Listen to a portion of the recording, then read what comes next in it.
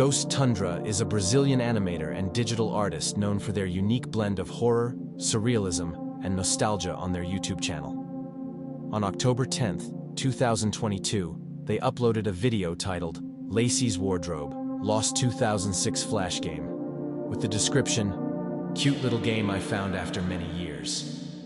I remember playing this as a child." The video features gameplay of a seemingly innocent Flash game called Lacey's Wardrobe. At first, it appears to be a simple dress-up game, with players helping Lacey, a seemingly ordinary girl, select outfits for various activities. However, the game quickly takes a dark turn. As the game progresses, a phone begins to ring.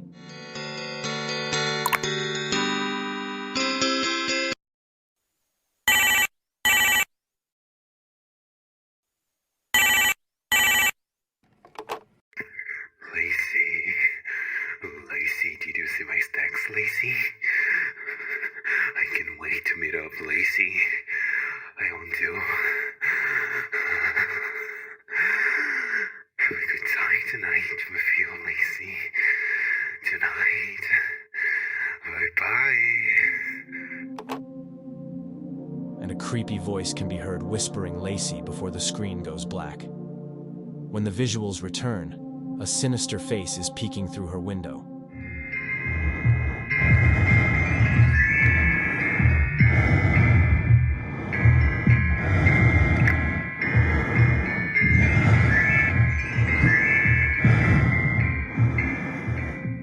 Later, players navigate to a parking lot, where the message, "What have you done?" appears on screen, followed by another blackout accompanied by the sound of bones cracking.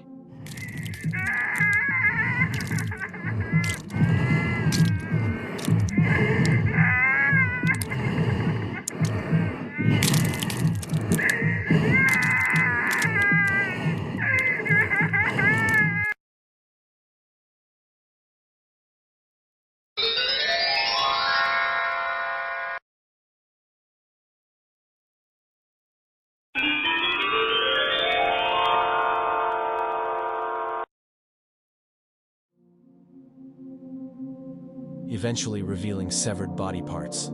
The video functions as an ARG, gaining massive attention and nearly 2 million views at the time of recording. Its success led to more similar content being released, and the series is planned for a full game adaptation, expected to launch on Steam in 2026. Daniel Pellegrin, better known by his stage name MC Deleste, was born in São Paulo in 1992 and quickly rose to prominence in Brazil's funk ostentação scene, a style of music that mixed booming beats with lyrics about wealth and life in the favelas. With his raw storytelling and charismatic stage presence, Deleste built a devoted following and became one of the most talked about young artists in Brazil's underground music world. By his early 20s, he had already released several popular tracks and was seen as a voice for the youth, balancing both the harsh realities of poverty and the dream of success. But just as his career was taking off, tragedy struck in a way no one could have imagined. On the night of July 6, 2013, Deleste was performing at a free outdoor concert in Campinas, São Paulo, in front of hundreds of fans.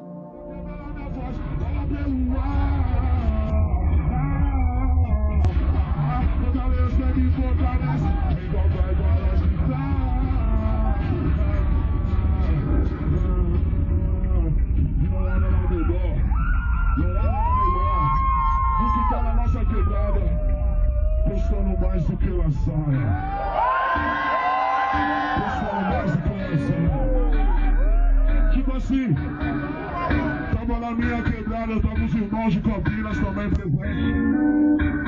Chegou o DJ André, tava o meu mano Zoinho, dançando mais do que lasanha, dançando mais do que lasanha. Aí, nós tava tudo na quebrada, quando nós tomamos um enquadro, tá ligado? Moleque, não tá vendo, não. Midway through his performance, a gunshot rang out, striking him as he sang on stage. He collapsed instantly, leaving the audience in shock and panic as chaos swept through the crowd. While some scrambled to escape, others rushed forward in an attempt to help. Deleste was quickly taken to a nearby hospital, but despite emergency efforts, he was pronounced dead just hours later. The horrifying moment was caught on video and rapidly spread across the internet, sparking widespread grief, but also speculation. Some viewers claimed to notice suspicious gestures from the DJ moments before the shot was fired, though investigators found no evidence to support those theories. Despite the fact that the murder occurred in front of a large audience and on camera, authorities were unable to identify a suspect or motive. A homicide case was opened, but as time passed without answers, the investigation went cold. To this day, more than a decade later, the killing of MC Deleste remains unsolved, leaving fans, friends, and family with no justice, and ensuring his legacy is remembered not only for his music, but also for the shocking tragedy that ended his life far too soon.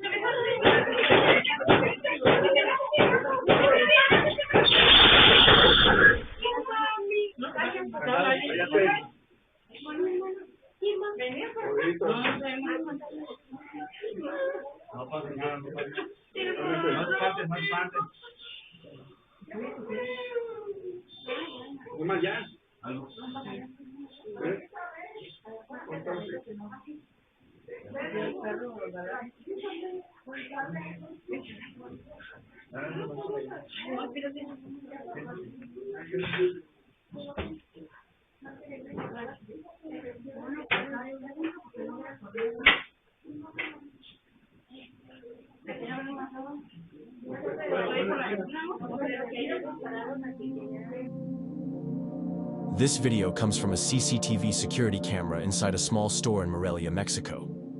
In the footage, the sound of gunfire can be heard outside the building, sending nearby people into a panic. As shots ring out, several bystanders rush toward the store, and the employees allow them to come inside to hide, quickly closing the doors behind them for safety. According to TikToker The Gibberish, the situation reportedly took a darker turn. Among the crowd of people let in was a man dressed in a white shirt and black glasses, seen smiling as he entered. The TikToker claims that this man was not a victim fleeing the chaos, but rather a cartel member, allegedly there to collect a debt from the store owner. The story suggests that once the doors were shut and the group was trapped inside, the man pulled out a machete and brutally attacked everyone in the store. The Gibberish further alleges that after carrying out the massacre, the man recovered the security footage and later leaked it online as a warning and a message. However, I couldn't find any mainstream news outlets or official reports to confirm these claims. On the evening of August 17, 2025, in Edinburgh, Texas, a devastating event unfolded at a residence on Fee Drive. 32-year-old Freddy Morales fatally shot his longtime friend, 26-year-old Julio Cesar Soto Jr., in an unprovoked attack that has left the community in shock. According to the Hidalgo County Sheriff's Office, Morales and Soto arrived at the residence together and were reportedly filmed singing narco corridos, when without warning, Morales picked up an AR-style rifle and shot Soto in the face. The entire incident was captured on cell phone footage, provided by a witness at the scene. Following the shooting, Morales fled the scene in his red Corvette. He was apprehended the next morning and charged with murder. Authorities seized the weapon used in the crime and additional firearms from his possession. As of now, there is no publicly available information indicating that Freddy Morales has been sentenced for the murder of Julio Cesar Soto Jr. He is currently held in the Hidalgo County Adult Detention Center on a $2.5 million bond. If convicted, he faces up to life in prison. The motive behind the shooting remains unclear. While some speculate that the murder was over a woman, others believe they were secretly gay and Morales didn't want anyone to find out. Authorities have not confirmed any specific motive. Witnesses reported that the two men were friends and had no known conflicts prior to the incident. The community continues to mourn the loss of Soto, who had dreams of opening a mechanic shop in Reynosa, Mexico, before his untimely death. Although the crime occurred in Texas, we decided to include it in this video because both individuals were Mexican, and most of the coverage, articles and videos, has appeared on Mexican news outlets and Mexican TikTok pages.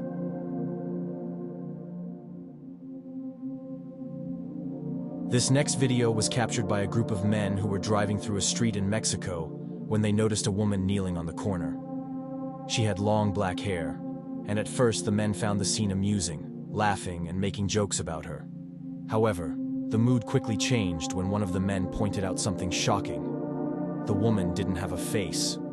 At first, the others thought he was joking or trying to scare them, but when they realized he was serious, their laughter turned into fear. Terrified, they immediately drove away, and the audio captures them praying aloud as they speed off, clearly shaken. Many viewers speculate that the woman might be a witch, which is a common theme in Mexican folklore, as stories of witchcraft and supernatural encounters are widely known and discussed throughout Latin America.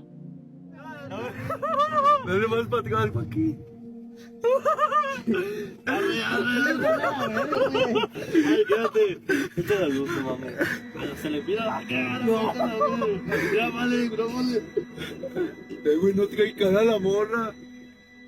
No mames.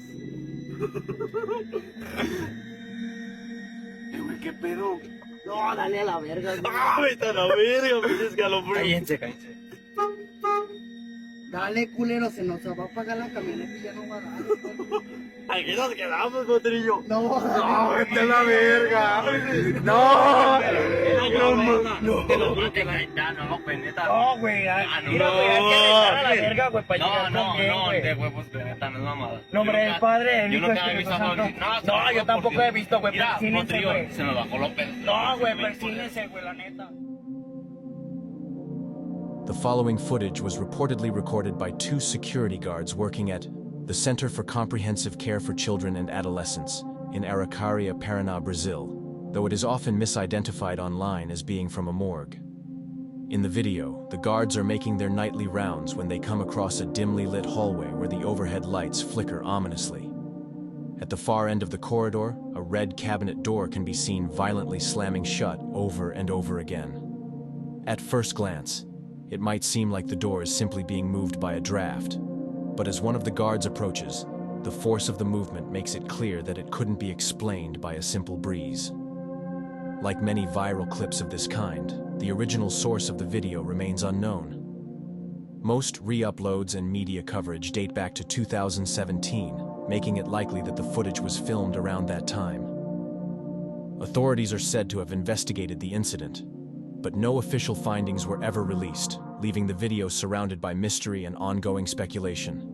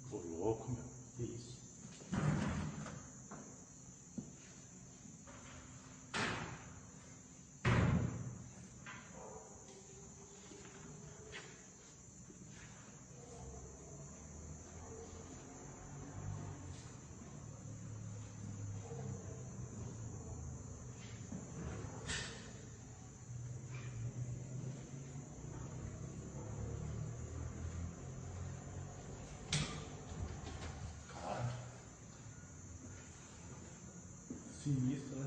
Louco, meu.